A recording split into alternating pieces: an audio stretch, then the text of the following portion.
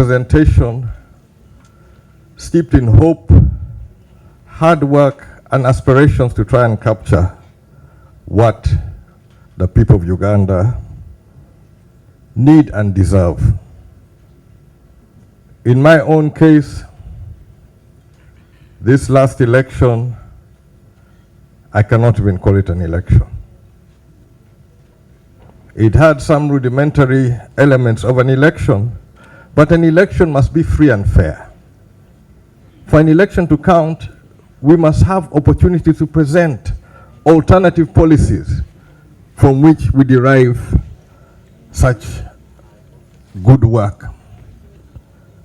But the honest truth is where Uganda is going, we have those who are so drunk with power that they're ready to step on everybody's rights in order to sell or push a vision which does not work for some of us. And as a Ugandan, I must be committed to seek the better future for my citizens. And therefore, we will not be silent. As what is taking place, I, as Jimmy Akena and Uganda People's Congress, will not be silent. I would like to start by pointing out that we must protect our women. What I witnessed, and I heard something in Bobby's cries, which took me back to my mother in 1971. Many people have seen the video and they ask, what's your name? Akena. I mentioned my name as Akena. The trauma which many people don't see is when the cameras go, the soldiers remain. They're in your house, they're in your face. Is that what we want for the citizens of Uganda? Is this how we treat our women? In my own case, I had armed people in my house. I only had my 2 daughters in the house.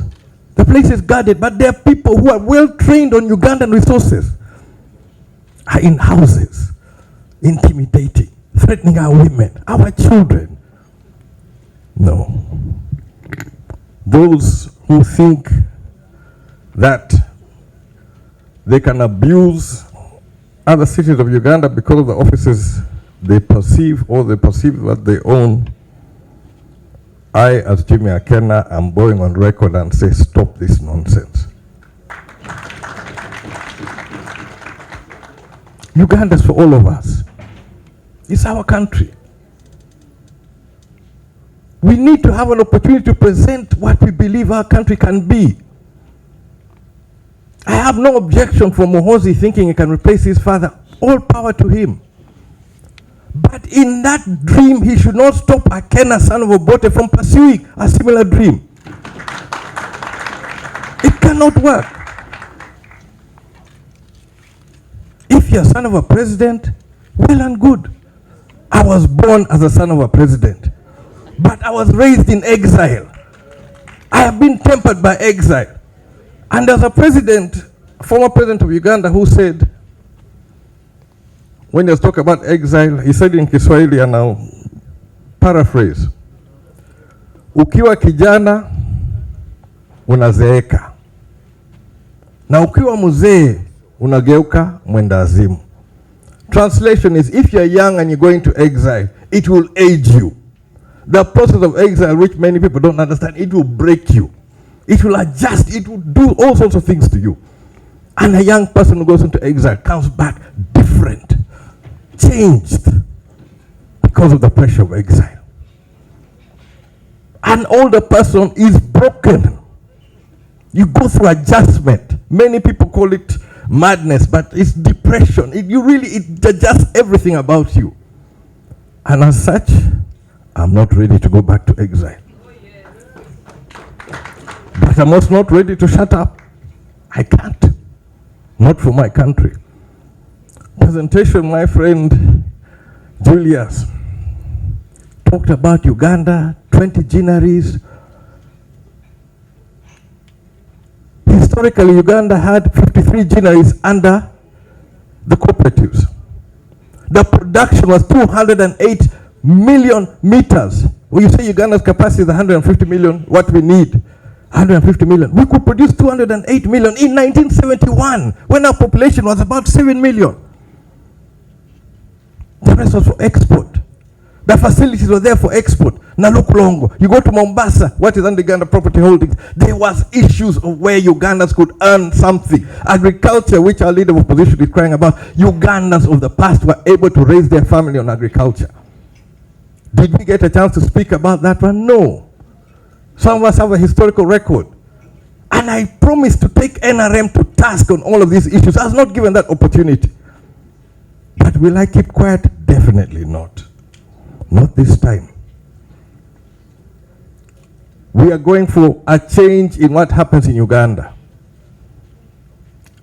There are those who talk about transition. Transition will come, whether we like it or not. The question is, are we prepared for that transition? The political parties should be out working on these ideas of how we're going to improve the standard of living of the citizens of Uganda. Instead, we're being fettered, we're being tortured, we're being tormented, we're being persecuted. Yet we're looking for solutions for the people of Uganda. Who are you to think that none of us are capable of coming up with ideas which work? We've come up with bankable ideas. We've come up with ideas which can make Uganda move forward. But there are those who are so full of themselves and they think they own this country. I am a citizen. I have an equal right of this country. Every citizen has an equal right of this country. And let us respect one another. Let us respect the political players. We've had issues of people trying to interfere into the workings of political players, of political parties. All of us who've been in politics, who are based on the results, the National Unity Platform are the ones to offer leadership in Parliament. That is beyond question. You find some changes or issues are trying to be made. I'm sorry if I have digressed, but it's important that some of these issues are put clear. I had asked the President not to push himself to where he is going to be a subject of ridicule. The truth is that's what he has chosen. And those protectors who think they're protecting the President are actually undermining him by what they do. The training which these elite forces have got is to protect the citizens and the property of Ugandans, not to subject them to the same torture. Recently, and I must thank Twitter for removing, I think based on what he said about Winnie Byanyima, I go back to that issue. Let's respect our women. But on what Muhoozi has said, I sometimes pity the President, but I feel also there's something which we need to be brutally honest. If this kid is suffering with daddy issues, father never told him that, Dad, I love you, grow up and tell your father also you love him. It doesn't have to be one way. You're waiting to be told. Tell him you love him. If that's what it will make, if that's what's going to give us peace, go ahead and do it. But honestly, as a CDF of the Republic of Uganda, you utter all sorts of nonsense, left, right, and center. Honestly, what is happening? You see, I come from a train of historical point of view. Non-aligned movement was a key institutional body, and Uganda is in the chair. The President is the chair of the non-aligned movement. Non-aligned movement came about by political people who are more interested and focused about how do we deal with development of your own people without getting mixed up in other people's fights. So they chose, we're not going to follow the West, we're not going to follow the East, we're going to take our own route. But we're capable of standing up and saying, mine is for the people of Uganda. I can respect Muhoozi's issue of saying that Israel, how And I'll qualify this one. For an Israeli, the Israel government, I give you 110%. Knowing if anything happens to me as an Israeli citizen, I expect the government to do everything in its power to rescue me. Even if I died somewhere, I expect that government to go and bring my body back. That is what Israel has demonstrated. Health-wise, they are not going to let their citizens die. Now, if you want that mentality and you want to bring it to Uganda, do it. But UPDF first issue must be the citizens of Uganda. Protect them. Reason I'm raising this one is when we went for the peace process, we had gone first the initial stage. We're now dealing the beyond Juba process, where we're going to deal with truth and reconciliation. Matters which go beyond this issue. The powers that be were more interested in making Muhoozi a hero by bringing the head of Konya. Those of us who were in the bush, we were not sure whether UPDF is coming to rescue us or coming to kill us. That's the reality. All of you here, when you think about UPDF, are you thinking about they're coming to rescue you or they're coming to bundle you? Now that's what's supposed to be UPDF as a city of Uganda. I should walk proudly knowing that I have these well-trained people who are going to protect me whatever happens, wherever I am. We don't have that confidence. As non-aligned, I can go and say the children of Israel have a right to be safe in Israel.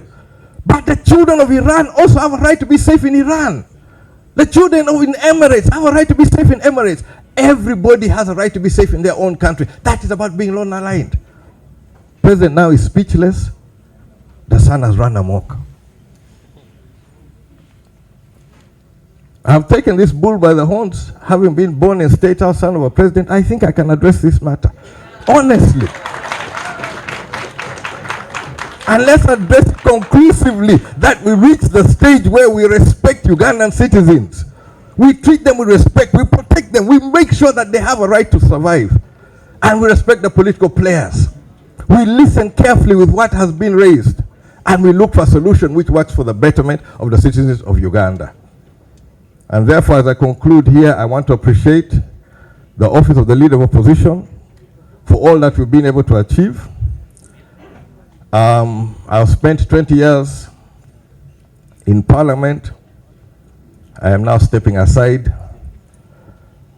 And for those who are coming into Parliament, this is something my pastor, long time ago, kept emphasizing. You are going to take an oath. That oath you're taking is before God. The country will be witnessing, but make sure when you take that oath, you understand the oath you're making and to whom. I find people getting confused on many issues. When we take the oath, there is no mention of our political parties. And you'll be expected the matters which are going to come before you, it's not just your constituency. You are going to be representatives of Uganda. In our prayer, we are supposed to treat all matters fairly. We are supposed to treat matters with a good conscience. And clearly, this sovereignty bill has been brought in total bad faith. So as members, I expect and I hope, and this will be my Congress members and the other members, go and speak for Ugandans without fear or favor. What you need to do is set it straight. You'll get frustrated, but let the record carry that you stood and you spoke clearly for all the people of Uganda. I say all this for God and my country.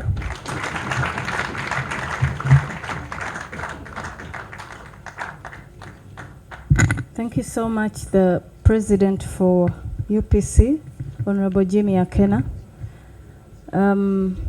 Allow me, before I invite the money is not released. So some discipline there needs to be done. Revenue performance is still a very big problem. Local governments are still not performing well, but also we know that we have not yet utilized revenues from mineral developments.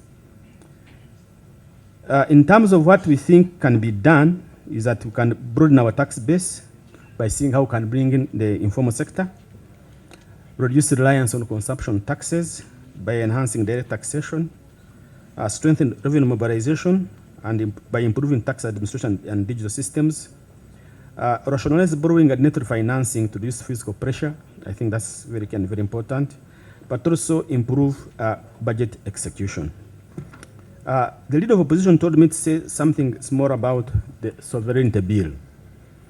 And what we are realizing on how it's going to affect our economy, I'll just have a few words on that, is that the bill introducing sweeping regulations on agents of foreigners and broad defined category covering any person, any NGO, any company, any political party, any individual. In fact, those registered and unregistered, even a WhatsApp group, if you start collecting money, you have to register as a foreign agent. That's how broad it is. So when you look at some of the key provisions, there is mandatory registration with the Department of Peace and Security under Internal Affairs if you are receiving money abroad. Strict foreign funding controls. If you are getting more than 400 million, you must register as a foreign agent. Supervised financial institutions such as banks must verify and report monthly funds for disruptive activities or certain political electoral purposes are banned or can be seized. So banks must report I don't know how they would know that these funds are going to be disruptive, but they must on a monthly basis report. Prohibition on interference with government policy operations, promoting unapproved foreign policies, electoral influence, economic sabotage, broadly enact publishing, weakening the economy or causing disruption or instability. It is so broad to the extent that even today what I'm presenting here, once this bill gets into place, I must go and register as a foreign agent. The penalties are very heavy. It's about between 4 billion to 20 years in prison. That's how tough it is. But briefly then, how does it affect our economy? Number one is on foreign funding exposure. So external financing and grants, around 8 to 10 trillion annually. Donor funded projects, 20 to 25% of the budget.